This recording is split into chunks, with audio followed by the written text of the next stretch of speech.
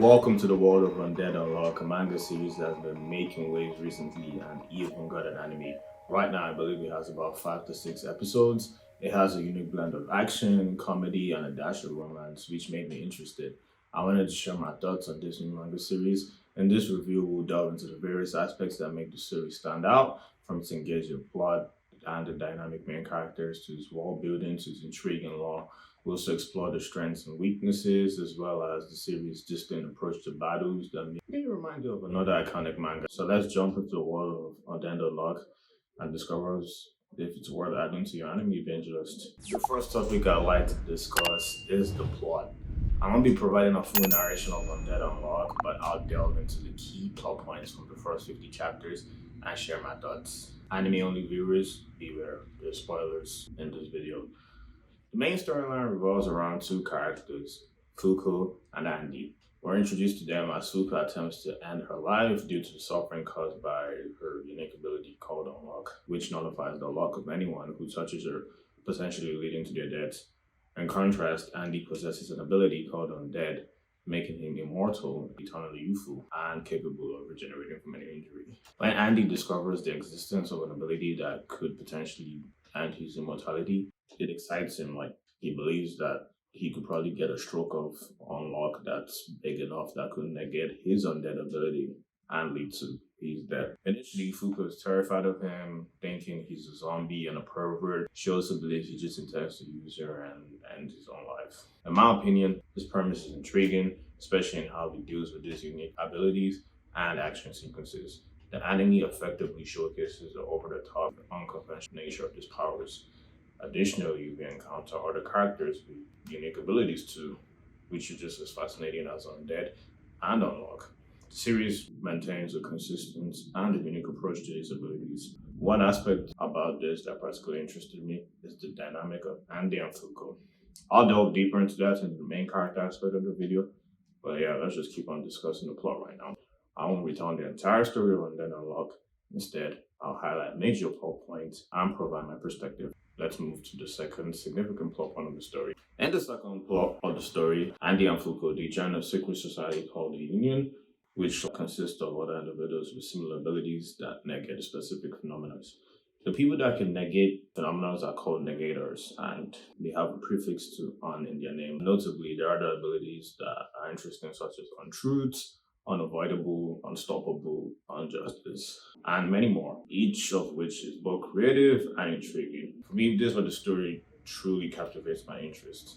Aside from the main characters within the Union, we learn that they must complete quests provided by a sacred book called Apocalypse. These quests usually involve the capturing or neutralizing of Umas. Umas are unidentified mysterious animals. Umas can take various forms, such as burn, past, and spoil. Umas are kind of like negators, but they themselves negate what they're supposed to negate. They themselves are the rules. Yeah, if that kind of makes sense. But successfully completing this quest leads to rewards, but failing to complete even one of the quests can result in a severe penalty that could potentially lead to the world's destruction. What I appreciate is the story's ability to establish high stakes from the very beginning, effectively keeping the audience engaged. The potential consequences and destruction caused by these penalties create a sense of urgency. Later in the story, we witness the aftermath of failing to complete all the quests given by Apocalypse, resulting in the addition of the Uma Galaxy to the world. This leads to one of the most exciting and impressive moments of the show. The actual missions are cool, challenging, and provide most of the fights we see in the series. Umas add depth to the power system and force the heroes to be creative in dealing with them. Similar to the approach in JoJo, where understanding the opponent's ability is crucial to victory. Moving on to the third major plot point of the story, it involves a specific quest assigned to Andy, Fuko, and Shen, the capture of the Uma named Spell. It's not the mission itself that's the main plot point, but rather the conclusion of the mission. As Undead Unluck story progresses, we receive hints that Andy possesses a vast amount of knowledge just because he's lived for a very long time. However, the limitations of the human brain prevent him from accessing all this information without damaging himself. He can only access the information from one generation. To capture Paul, Andy unleashes all the information that removing the chip in his head. This leads to him getting another persona, Victor. But I won't really say it's a persona, that's just him. It's revealed that Andy has a soft past called Victor, who isn't necessarily evil but has his own motives. He believes he's the right owner of the body and that Andy is essentially a newer version of him, just cosplaying as him. Victor is extremely powerful, taking over Andy's undead abilities and making Andy seem like a novice in using the ability. Victor effortlessly defeats Paul and even takes care of most of the unit members, like he fights all of them. On the surface, this might appear similar to other concepts in anime, such as like Naruto and Kurama or Yuji and Sukuna. However, the key difference is that Andy is Victor, and the dynamic between them is unique. Imagine waking up from a coma with a younger version of yourself in control of your body. You naturally want to regain control, because you feel that, yeah, like a younger version of me won't be able to control like a 22-year-old's body or an 18-year-old's body.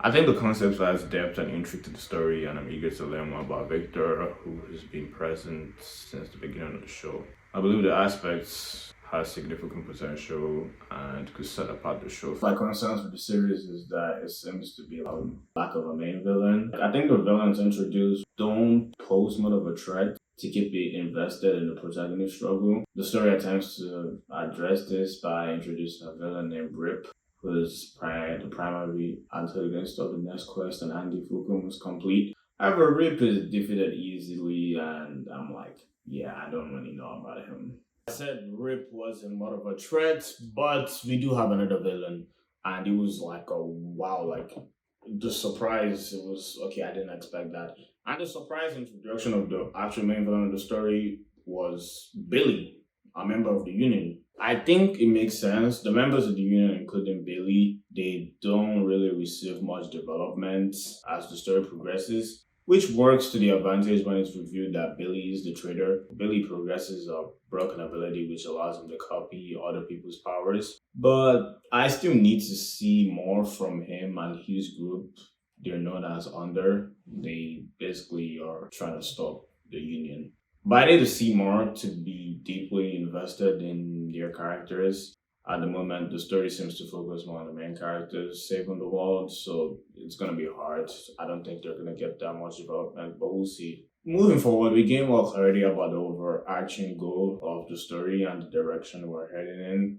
I mentioned earlier that the Uma Galaxy was added to the world due to incomplete quests assigned by Apocalypse. The primary consequence of failing to complete the quests is the heroes are only allowed to fail one more quest. When the members of the Union discovered Apocalypse, they also found a stone tablet with 101 slots. 99 of these slots had been filled, with the inclusion of the Emo Galaxy being the latest penalty that they failed.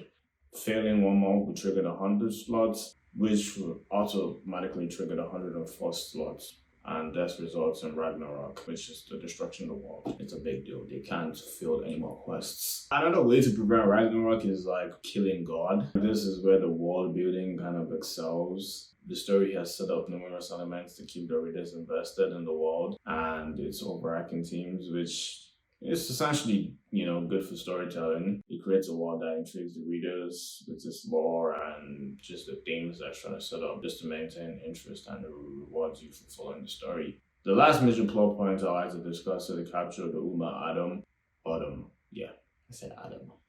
Autumn, yeah. This part of the story is the Baratier of Undead Unluck, if I'm being serious, where the plot becomes very intriguing, and I think this is the part that's really gonna hook you. The protagonists discover that the events of the story, like the events of Undead Unluck, actually have happened before, and this was actually done in the funniest way possible, like the reveal.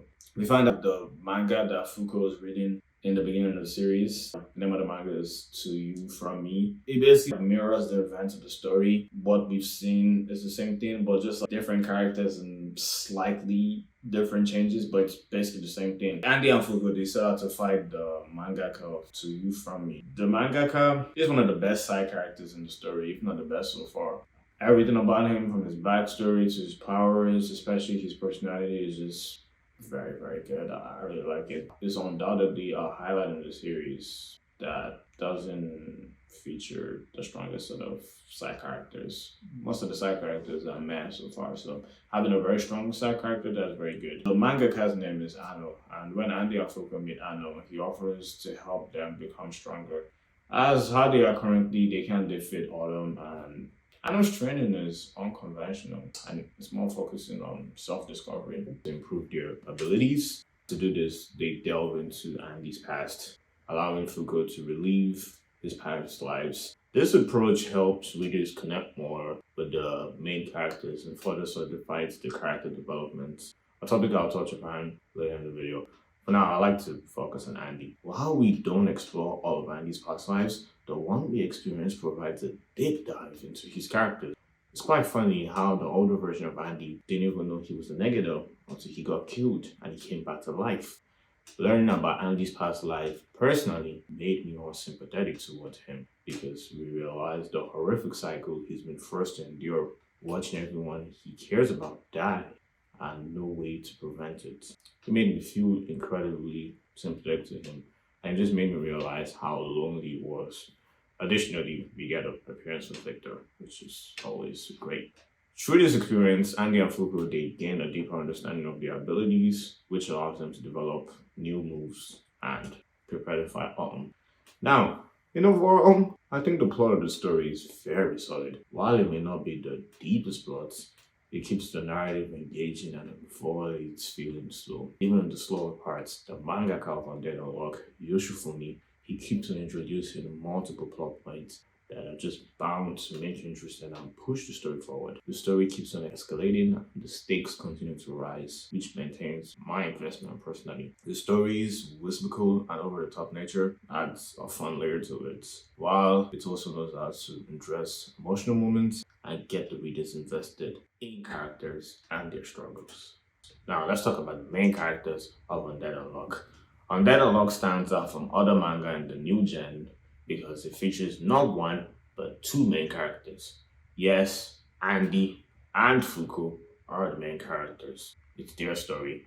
The narrative relies on both of them. It's impossible for the plot to advance without both of them advancing.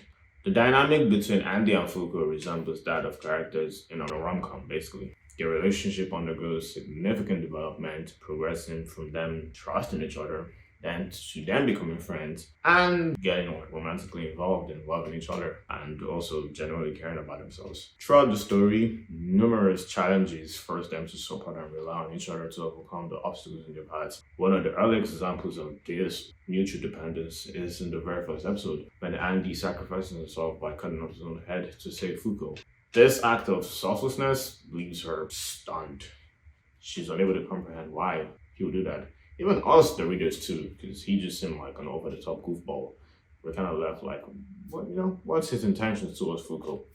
This dynamic where they push and challenge each other, it propels the plot forward in a satisfying manner. Furthermore, the dynamic is fascinating because they are polar opposites in terms of personality and outlook of life. Their contrasting views often lead to comical moments and genuine confrontations, making their relationships feel organic and realistic. Andy's pursuit of Foucault's love adds another layer to the intrigue of the dynamic. Just like real-life relationships, it is marked by twists and turns, and it doesn't progress in a linear path. One of the most funny things about the story is watching Andy's charming attempts to win over Foucault, with her constantly questioning him and rejecting him and denying her feelings, and just going back and forth about whether she truly loves him or not. The romantic development never feels forced, as Andy generally does have to win Foucault's love to get the strongest stroke of unlock from her unlock abilities to kill himself. So, yeah, it never really feels forced, and consequently, the readers understand the necessity of witnessing Andy and Foucault's genuine love for each other grow over time. Andy's character is a fascinating contradiction. He's portrayed as a perv, yet he shows chivalrous behavior when he has to, which is usually all of the time. And he also has a very playful personality.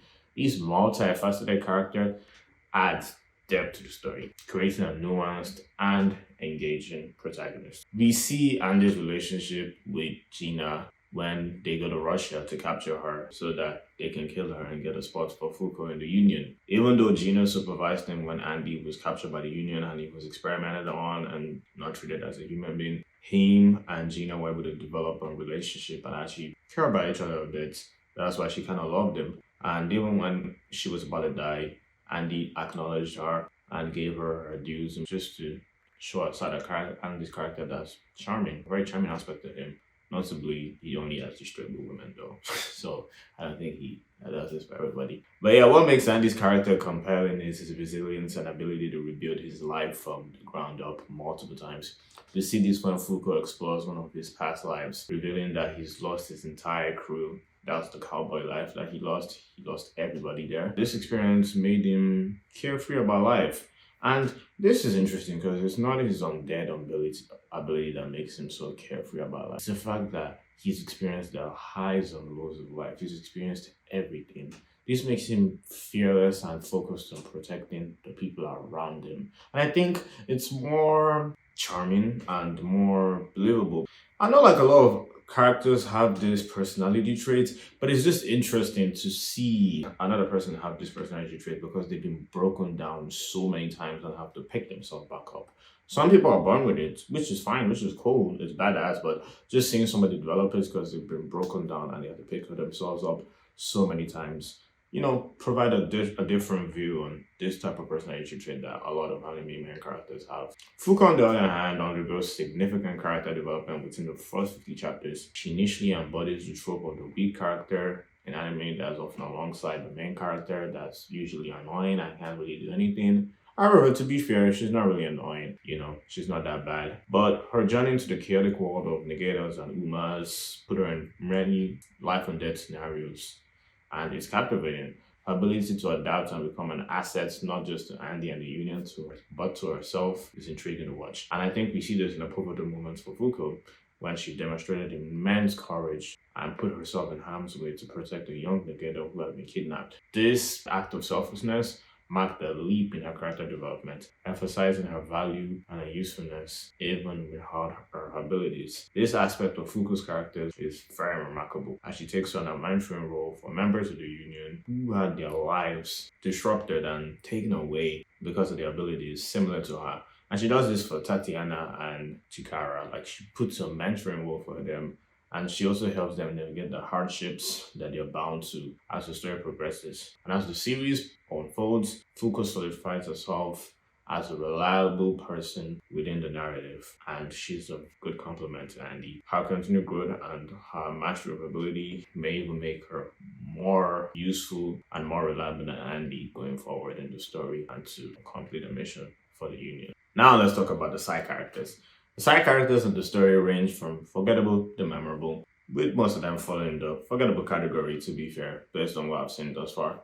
Most of the members of the Union come across as rather bland and, not memorable. Interestingly though, the characters who receive the most amount of screen time are the ones that are most memorable. So characters like Shen, Tatiana, and Juiz are actually, interesting because they get like a good amount of screen time. Yoshifumi seems to allocate the majority of his screen time in the series to the development of Andy and Fuko, as well as the establishment of the story's world building and the lore. This prioritization becomes apparent when we meet Anu in the Audiomac, who plays a pivotal role in both the character developments for Andy, Fuko, and narrative aspects of the story. Anu is given everything great about a side character. A great backstory, a very good personality that doesn't feel one-dimensional at all, and one of the most unique abilities in the story. And he's also given a very well character send-off. And I think that goes into the part that it's not that Yoshifumi cannot make a compelling side character. He's not so interested in it when the characters aren't really having anything to do with the plot of the story, so he's not really focused on them. While I feel there's more potential for side characters to be more engaging, it's just evident that the focus of the narrative lies in advancing the story through Andy and Fuku's development and perspective, and the expansion of the world building. Chikara, a new member Union, who's in a similar position to Fuku, it offers potential for significant character development in the future for him, and he could potentially be interesting, so we'll see where that goes. Juiz, the leader of the Union, she's mysterious. I think she holds promise in the way that she could reveal about the lore of the story, so we'll see where that goes. However, further effort is required for other members of the Union to just make them more compelling and interesting. Expanding upon the side characters will likely make the readers more invested, because the more side characters they have for the readers to like, the more like people will just be invested in your stories and just really like it. Finally, for the characters, let's talk about the antagonist. The antagonists in the story, in my opinion, is the weakest part of the story. The antagonists are pretty weak. I think many of the issues that affect the side characters also apply to the antagonists, as they are often undercooked and underdeveloped. However, the issue is just made more apparent in the case of the antagonists since they play such a critical role in driving the narrative and they're supposed to, but you just feel that wow, like they're just so underdeveloped. The main villains, which belong to the group called Under, they lack a specific main goal. They work together because of mutual interests. The leader, Billy, he shares the same goal as the Union, which is to kill God. However, Billy believes that the Union's approach is wrong and is doomed to fail. And while he maintains that his approach is the best one, Billy has the potential to become a schemer villain archetype where like he orchestrates complex plans to achieve his goals. Kind of like a Kenjaku from JJK. He's in that same type of archetype of the character. His ability to also fool the Union, be a member of the Union for a long period of time and then discover it, it just plays more into that archetype. So yeah, we'll just kind of see where he plays into it, to be honest. The Umas in the story, while they're sentient, they just tend to serve as tools for the heroes to combat. None of them seem particularly smart or just menacing or anything like that, even though they're supposed to. Like, I'm just, yeah, I don't know, they just feel lacking. I feel like the Umas, there could be more with them, but I don't know, it just feels like it's just lacking. I think the villains in the story require more development and screen time, allowing the readers just to become more invested in their characters, to be honest. But I do believe it's gonna come, but you know,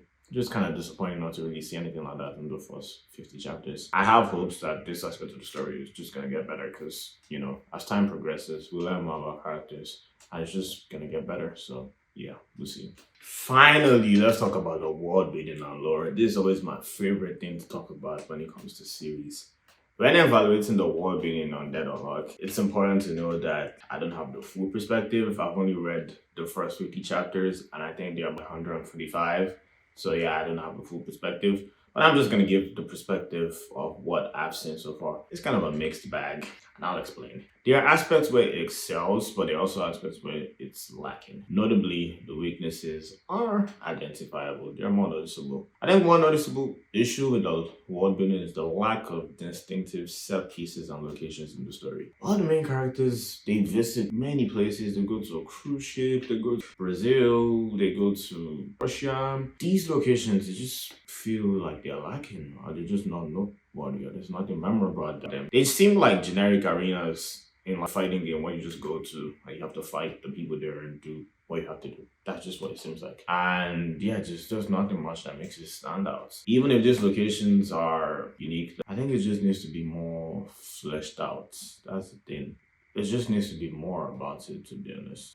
I think this will just enhance the reader's engagement to the story if like the locations where things are happening is just more memorable and you know, I remember that place. We'll see. Furthermore, without remarkable places or any distinct locations, it's challenging for the world to feel interconnected. Nothing unique or significant happens in these locations, which make it difficult to establish a sense of connectivity in the story's world. Additionally, the story provides limited insights into events occurring around the world. We Umas and Negators, but they're just kind of name dropped and that's just about it. As a result, the world primarily revolves around the main characters, which is not bad. It just limits the reader's overall investment in the story because we're just seeing everything from one perspective. It'd be nice to see things from a different perspective, like multiple perspectives. But I believe that it's going to improve as the story gets better. You know, it's just natural. On the other hand, the law of Undead Unluck is a standard aspect. It offers depth, creativity, and uniqueness, which are key components for engaging lore. The notion of like multiple iterations of world events happening, it's like very interesting. This is just different events we've seen before. They've probably played out in different manners and different ways, so it's interesting to see how different things have worked out in the past. We have an access to this lore in the form of Victor and Juiz, so we can learn credible sources about it when it needs to come from these people. There's boundless potentials when it comes to the lore, just because previous iterations. So there's many things to want to learn about, to delve into and tap into. So it just kind of reminds me of the Avatar, The Last Airbender, where the previous avatars, there's different things we want to learn about different avatars and everything. It could be very fleshed out. There are also other creative aspects of the lore, such as the idea of defeating God and the extent of God's influence on the world. They're generally fascinating, learning more about the Umars and the impact on the world. we saw when the Uma Galaxy was unleashed the world, how that was intriguing, So in summary, the law of Undead Unluck, I think it compensates for the underdeveloped world building. It offers a rich narrative and a foundation with great potential. It's likely that the world building will improve, like I said, as the story progresses, following the typical pattern in many narratives. I look forward to seeing how the world and the lore continues to evolve. Now let's talk about the fights. The battles in Undead Unlock, they seem very similar to the fights in JoJo's Bizarre Adventures. You have to discover the opponent's abilities, like the rules that guide the abilities, to discover how to defeat the opponents. Andy and Fugo, they must to decipher these rules of negators or umas, and that's how they're going to defeat whoever they're fighting. This is similar to JoJo's and it's noteworthy. Another thing is that they're both animated by the same production company, David Production. So there's more ties with the similarities. In these battles, there's a clear sense of over the top and quirky action, especially we see this a lot in the anime. It's like very over the top and it doesn't shy about that. And I love it. Like it needs to be that just to show how unique they are. And I think while there are moments of genuine intensity, for the most part, they are lighthearted, they're a bit funny. But we do have serious moments like when Billy betrayed the Union. That was a serious encounter from beginning to end. In general, the overall atmosphere tends to be more playful. And teamwork plays a crucial role in most of the battles. I think we have maybe like one-on-one I've seen so far. In this battle, most of the emphasis is like cooperation and the adds depth and complexity of the fight, since multiple abilities and people tagging off of each other and matching their abilities to overcome the situation. One of the strengths of these battles that Undead Unlock provides the uniqueness. The abilities posed by negatives and boomers, they introduce unconventional dynamics to the fights. This not only prevents battles from feeling bland and generic, but they also ensure a constant sense of freshness and surprises. The strategic elements that is needed to adapt to the beats wherever you need just makes you feel. Overall, the battles in Undead Unlock, they offer at this stage an innovative approach to combat scenarios. My final thoughts about Undead Unlock, I think I'll put it in an A-tier rating.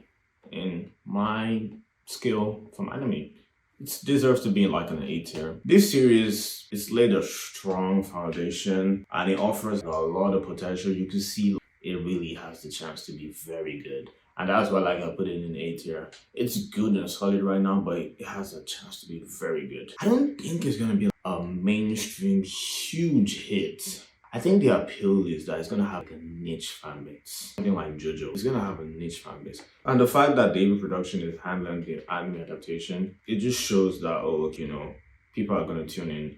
It's just gonna be promising. Especially given the expertise with how they're just making the series so over the top and out of this world. I think it's a match made in heaven. For me, Undead Unlock is a refreshing addition to new gen anime and manga. It possesses its own distinct identity and it sets itself apart from other series from the other genre. Personally, I'm excited to continue following the series and see how it evolves. It strikes a balance between originality and familiarity, my bad.